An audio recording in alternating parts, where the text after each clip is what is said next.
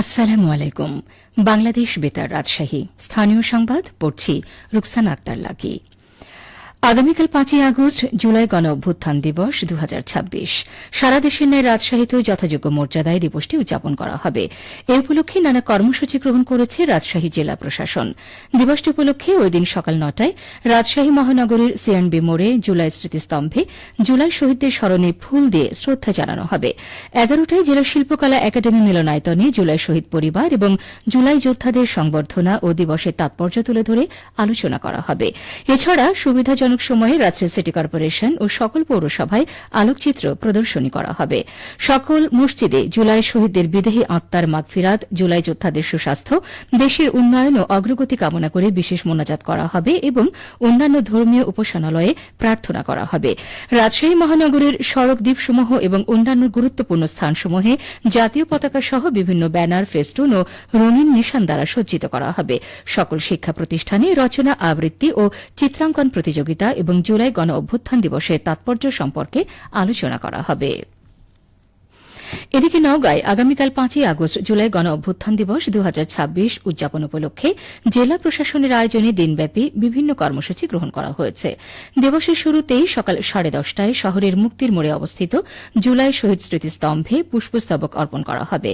১১টায় সদর উপজেলা অডিটোরিয়ামে জুলাই শহীদ পরিবার ও জুলাই যোদ্ধাদের সংবর্ধনা প্রদান এবং আলোচনা সভা অনুষ্ঠিত হবে।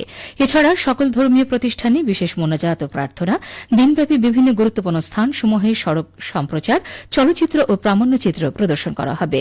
সন্ধ্যে ৭টায় জুলাই শহীদ স্মৃতিস্তম্ভে আলোক প্রজ্বলন করা হবে। জেলা প্রশাসক মোহাম্মদ সাইফুল ইসলাম জানিয়েছেন, ইতোমধ্যে আয়োজনের সকল প্রস্তুতি সম্পন্ন হয়েছে। এই কর্মসূচির সঙ্গে সঙ্গতি রেখে প্রতিটি উপজেলায় কর্মসূচি পালিত হবে। এদিকে দিবস পালন উপলক্ষে নওগাঁ বিশ্ববিদ্যালয়ের আয়োজনে আলোচনা সভা ও দোয়া মাহফিলের আয়োজন করা হয়েছে। ভারপ্রাপ্ত রেজিস্ট্রার সাইম বিন সোলাইমান জানিয়েছেন, আগামীকাল সকাল ১০টায় বিশ্ববিদ্যালয় চত্বরে আয়োজিত অনুষ্ঠানে সকল শিক্ষক, শিক্ষার্থী ও কর্মকর্তাগণ উপস্থিত থাকবেন। উত্তরাঞ্চলের কৃষি ও কৃষিভিত্তিক শিল্পে বিনিয়োগ বাড়ানোর লক্ষ্য নিয়ে রাজশাহীতে অনুষ্ঠিত হয়েছে regional conference on agro processing ২০২৬। আজ সকালে বাংলাদেশ বিনিয়োগ উন্নয়ন কর্তৃপক্ষের উদ্যোগে রাজশাহী প্রাইমারি টিচার্স ট্রেনিং ইনস্টিটিউটের কনফারেন্স রুমে আয়োজিত সম্মেলনে প্রধান অতিথি হিসেবে উপস্থিত ছিলেন অর্থ ও পরিকল্পনা উপদেষ্টা রাশেদ আল মাহমুদ তিতুমির।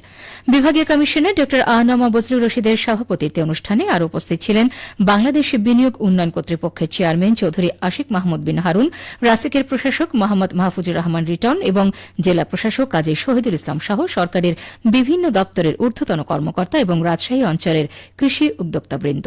আলোচনায় উঠে আসে রাজশাহী অঞ্চলের কৃষি ও কৃষিভিত্তিক শিল্পে বিনিয়োগের নতুন সম্ভাবনা, বিশেষ করে আম, লিচু, ধান, সবজি এবং অন্যান্য কৃষি পণ্যের ভ্যালু এডিশন, আধুনিক এগ্রো প্রসেসিং, কোল্ড চেইন, সংরক্ষণ ব্যবস্থা, রপ্তানি সম্প্রসারণ এবং কর্মসংস্থান তৈরির বিষয়গুলো গুরুত্ব পেয়েছে।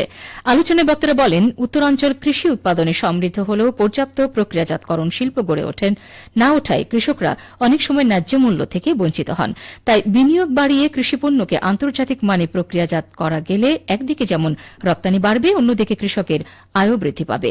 সম্মেলনে বিনিয়োগ বান্ধব পরিবেশ, সরকারি সহায়তা, অবকাঠামো উন্নয়ন এবং বেসরকারি খাতের অংশীদারিত্ব নিয়েও বিস্তারিত আলোচনা করা হয়। বগুড়া ইসলামিক স্টাডিজ গ্রুপের হিজরি ১৪৪৮ সালের চতুর্থ কার্যনির্বাহী কমিটির সভা অনুষ্ঠিত হয়েছে। গতকাল বগুড়া জেলা প্রশাসকের কার্যালয়ে আয়োজিত সভায় সভাপতিত্ব করেন জেলা প্রশাসক ও গ্রুপের সভাপতি মোহাম্মদ তৌফিকুর রহমান।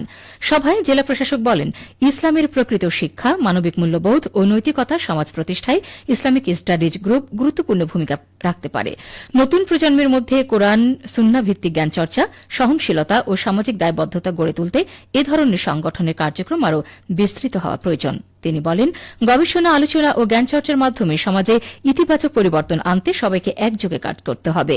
সভায় উপস্থিত ছিলেন গ্রুপের সহসভাপতি ও অতিরিক্ত জেলা প্রশাসক মেজবাউল করিম, সাধারণ সম্পাদক ফজলুল বারী তালুকদার সহ কার্যনির্বাহী কমিটির সদস্যরা। সবশেষে আবহাওয়া। আজ দুপুর ২টোয় রাজশাহীতে তাপমাত্রা ছিল ৩২.২ ডিগ্রি সেলসিয়াস। এ সময় বাতাসে আপেক্ষিক আর্দ্রতার পরিমাণ ছিল ৭৯%। রাজশাহী ও পার্শ্ববর্তী এলাকায় আজ সূর্যাস্ত সন্ধ্যে ৬টা ৪৭ মিনিটে। সংবাদ শেষ হল। আমাদের পরবর্তী সংবাদ বিকেল ৪টা ৫ মিনিটে।